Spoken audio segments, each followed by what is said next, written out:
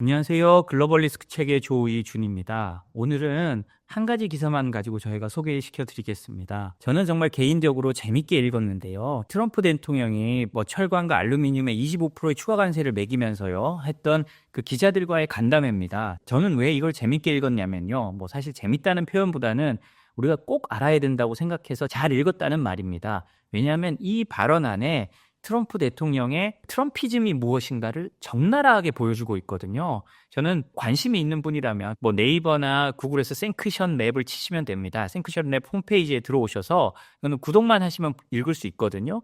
이 전문을 한번 읽어보시기 바랍니다. 트럼피즘이 무엇인지를 정말 적나라하게 보여줍니다. 그럼 트럼프 대통령이 행정명령에 사인하면서 했던 하나하나 발언들을 저희가 짚어가면서 트럼피즘이 무엇인지 한번 알아보도록 하겠습니다. 기사 제목은요. 트럼프 라이브. 저희가 트럼프 라이브라는 코너는 저희 사이트에서 하고 있는 코너인데요. 트럼프 대통령 발언 전문을 알려드리는 코너입니다. 사실 기사란 게 그 발언 한두 꼭지를 따다 보니까 전체적인 맥락을 놓치는 경우가 많은데요.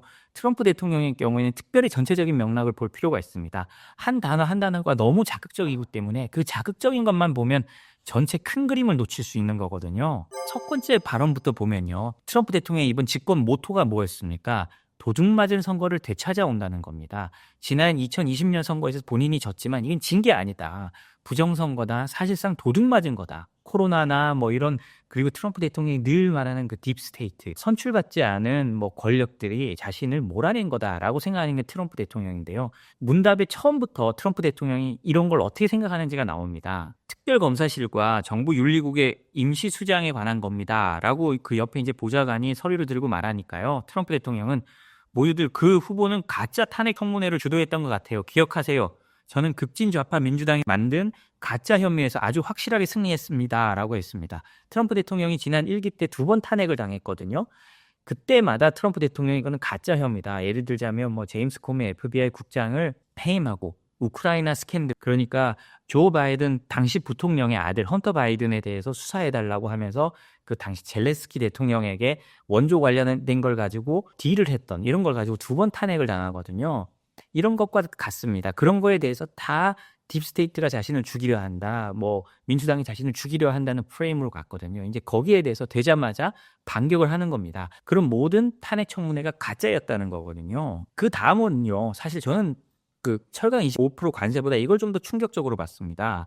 해외 부패 방지법이라고 있습니다. 그러니까 미국 기업이나 아니면 해외 기업이라도 다른 나라 정부의 뇌물이나 부정행위를 통해서 수수하면 미국이 벌을 내릴 수 있도록 한 법입니다. 이런 것 때문에 홍콩 기업도 브라질 기업도 해외 부패 방지법에 걸려가지고 미국에서 거액의 벌금을 받게 돼 있거든요. 그런데 트럼프 대통령이 이 부패 방지법을 특별한 지침이 있을 때까지 중지시키는 행정명령에 사인합니다. 그러면서 뭐라 그랬냐? 이 법은 문서상으로는 그럴듯해 보이지만 실제로는 완전한 재앙이었습니다. 이 법이 적용되면 미국인이 외국에서 합법적이든 아니든 사업을 시작하는 순간 거의 확실히 수사와 기소 대상이 됩니다. 그 결과 어느 누구도 미국 기업과 거래하려 하지 않게 되었죠 라고 했습니다. 그 말을 들어보면 이것 때문에 미국 기업인들이 사실 활동 범위가 낮았다는 거거든요. 자기들이 준 어떤 호의나 이런 게 뇌물로 된다면 거기서 처벌받을 뿐만이 아니라 미국에서도 처벌받게 되니까요. 또 벌금이 어마어마하게 거액입니다.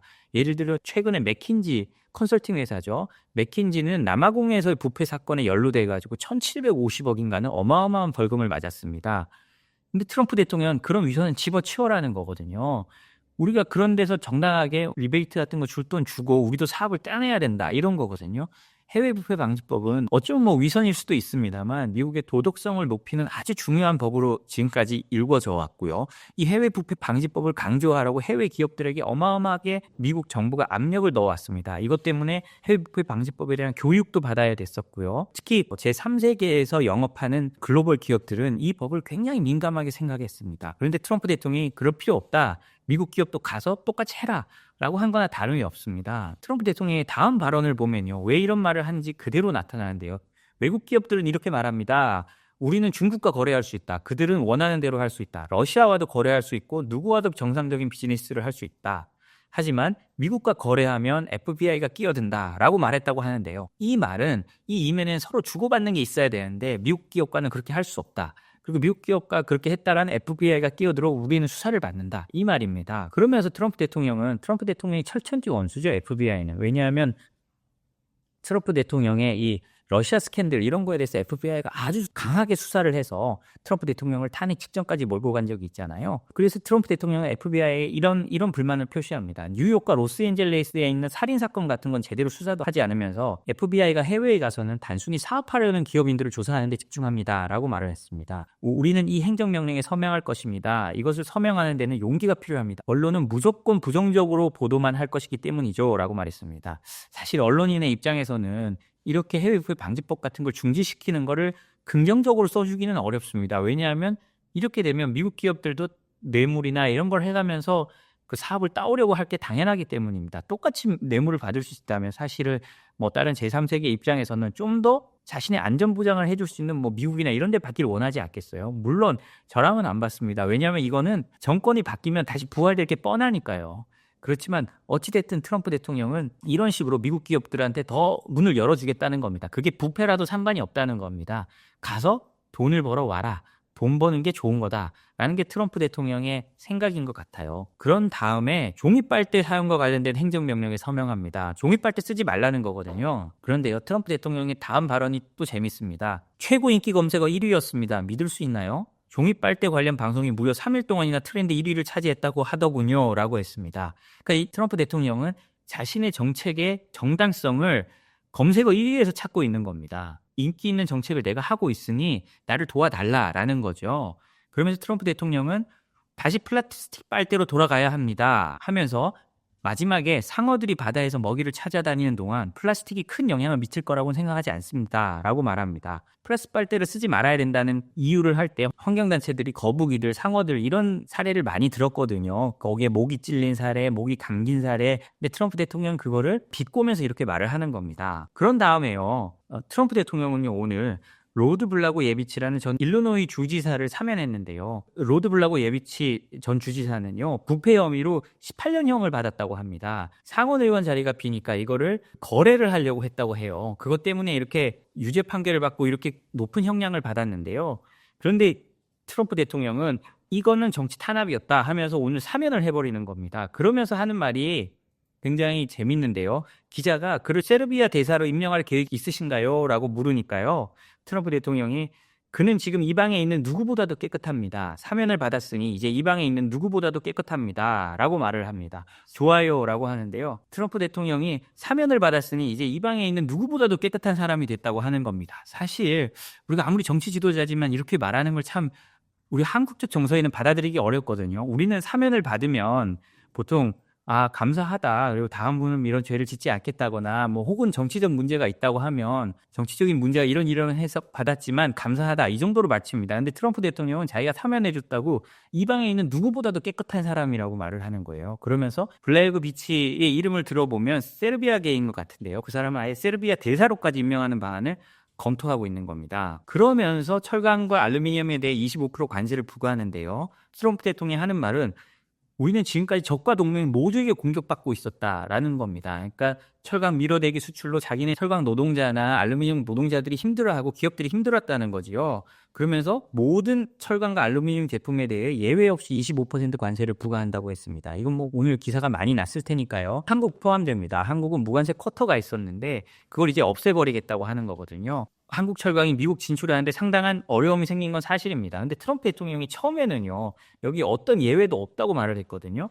그런데요, 예외 없고 면제가 없다고 하는데 좀 지나면 예외가 있다는 것처럼 말을 합니다. 기자들이요, 대통령님, 호주 총리가 호주가 미국산 철강에 대해서 관세 면제를 검토 중이라고 밝혔는데 사실인가요? 하니까요, 트럼프 대통령이 아까는 면제가 없다고 하더니 호주 총리와 통화했는데 그는 매우 훌륭한 인물입니다. 호주는 미국과의 무역에서 흑자를 기록하고 있는 몇 안 되는 나라 중에 하나입니다. 그러니까 미국이 호주에서는 흑자를 기록하고 있다는 거죠. 그 이유는 호주 미국산 항공기를 많이 구매하고 있기 때문입니다 라고 하면서 저는 총리에게 호주산 철강에 대한 관세 면제를 신중하게 검토할 것이라고 전했습니다 라고 말했습니다. 그러니까 앞에는 예외가 없다고 하다가 호주가 미국산 비행기를 많이 사주니까 예외가 있다고 말하는 거예요. 이 말은 우리나라도 지금은 관세 면제가 없지만 우리가 미국산 에너지를 많이 산다든가 하면 어느 정도 관세 면제 가능성이 있다는 걸 보여줍니다. 트럼프가 진짜 원하는 건 미국산을 사라. 내가 생색을 낼 만큼 미국산을 많이 사면 어쩌면 너희들도 관세 면제를 받을 수 있을 거다, 호주처럼. 이라고 하는 게 트럼프의 진짜 의도가 아닐까 저는 생각을 합니다. 그리고요, 트럼프 대통령의 약간 벼랑끝 전술이나 협박성 발언이 여기도 이어지는데요. 가자지구 문제입니다. 가자지구 인질을 풀어주는 문제인데요. 제 입장에서 볼 때 토요일 정오까지 모든 인질이 돌아오지 않는다면 모든 협상은 무효가 되어야 합니다. 토요일 정오까지 모든 인질을 한꺼번에 석방해야 합니다. 2명, 3명, 4명씩 조금씩 풀어주는 방식은 받아들일 수 없습니다. 라고 말했습니다. 이 말을 들은 하마스의 느낌은 어떨까요? 정말 머릿속에서 많은 계산이 굴러가고 있을 겁니다. 근데 트럼프 대통령이 또 특유의 협박이 나옵니다. 그 이후에는 지옥이 열릴 것입니다. 솔직히 말해 많은 인질들이 이미 사망했을 가능성이 크다고 생각합니다. All of hell이라고 표현했더라고요. 그러니까 그냥 온 세상의 지옥을 다 보여줄 수 있다는 거죠. 그러면서 이거 어떤 지옥일지 구체적으로 밝히지는 않습니다. 기자들은요, 당연히 물어보겠죠. 대통령님이 지옥이 열릴 것, all hell is going to break loose라고 말씀하셨는데 이것이 하마스를 향한 보복을 의미하는 것입니까? 라고 기자들이 물으니까 또 이렇게 보복이나 강한 거에 대해서는 늘 모호하게 말하거든요. 곧 알게 될 것입니다. 하마스는 제가 무슨 뜻으로 말했는지 직접 경험하게 될 것입니다. 그들은 토요일 정오에 그것을 뼈저리게 깨달을 것입니다. 라고 말했습니다. 예전에 김정은과 협상할 때도 이런 방식을 썼죠. 충격과 공포부터 시작해서 북한에 대한 완전한 파괴를 언급하기도 하고, 트럼프 대통령은 김정은에 대해서 다살 특공 미션을 수행하고 있구나라고 협박하기도 했습니다. 그와 똑같은 모습이 여기 벌어지고 있는데요. 팔레스타인에게 어떻게 할지는 저희가 한번 봐야 될 것 같습니다. 오늘 저희가 준비한 소식은 여기까지입니다. 트럼프 대통령의 이 기자회견을 하나 읽어보는 것만으로도요, 트럼프 대통령의 생각, 트럼프 대통령이 어떤 방식으로 움직이는지를 충분히 살펴볼 수 있을 것으로 봅니다. 오늘 저희 소식이 도움이 됐다면 구독과 좋아요, 알림 설정 부탁드리겠습니다. 감사합니다.